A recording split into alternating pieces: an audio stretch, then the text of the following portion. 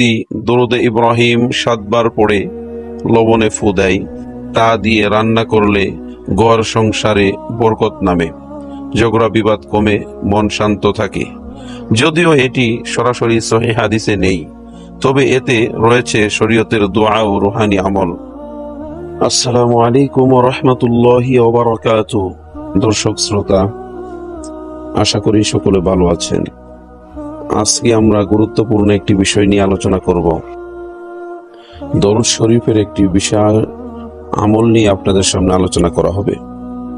আপনি কি জানেন, দরুদ ইব্রাহিম 7 বার পড়ে একটি লবণের পাত্রে ফু দিলে এমন এক রহস্য উন্মোচিত হয়, যা শুধুমাত্র চিকিৎসাই নয়, বরং হৃদয়ের জন্যও প্রশান্তি বয়ে আনে।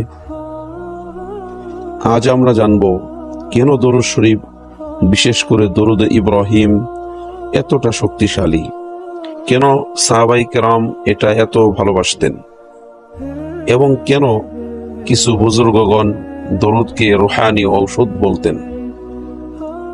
আসুন প্রথমে জেনে নিই দরুদ ইব্রাহিম কি।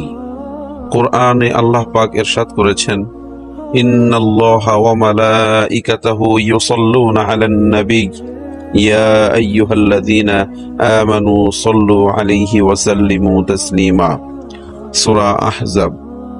অর্থ, নিশ্চয়ই আল্লাহ তার ফেরেশতারা নবী করিম সাল্লাল্লাহু আলাইহি ওয়াসাল্লামের প্রতি দরুদ পাঠ করেন।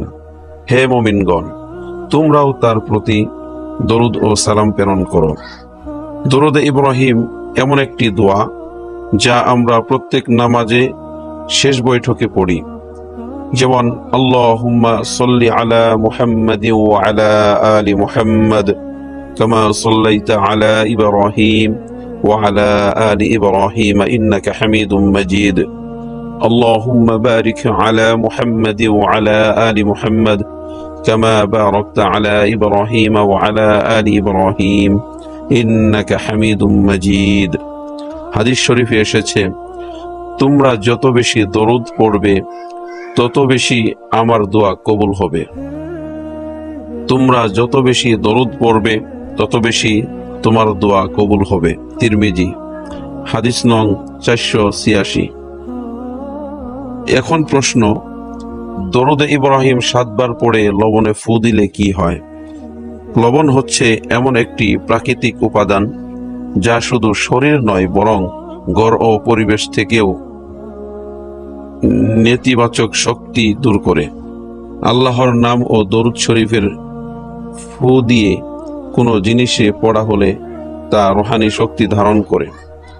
অনেক বুজুর্গগণ বলেছেন, যে ব্যক্তি দরুদ ইব্রাহিম 7 বার পড়ে লবণে ফু দেয়, তা দিয়ে রান্না করলে ঘর সংসারে বরকত নামে, ঝগড়া বিবাদ কমে, মন শান্ত থাকে। যদিও এটি সরাসরি সহিহ হাদিসে নেই, তবে এতে রয়েছে শরীয়তের দোয়া ও রুহানি আমল।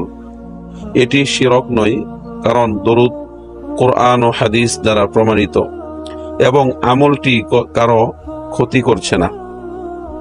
এক বুজুর্গের ঘটনা বলা হয়। এক বোন ছিলেন, ঘরেই সবসময় অশান্তি। হঠাৎ তার এক বান্ধবী বলেন, তুমি দরুদ ইব্রাহিম 7 বার পড়ে একটা লবণের পাত্রে ফু দাও, তারপর সেই লবণ দিয়ে ঘরের 4 কোণে ছিটিয়ে দাও।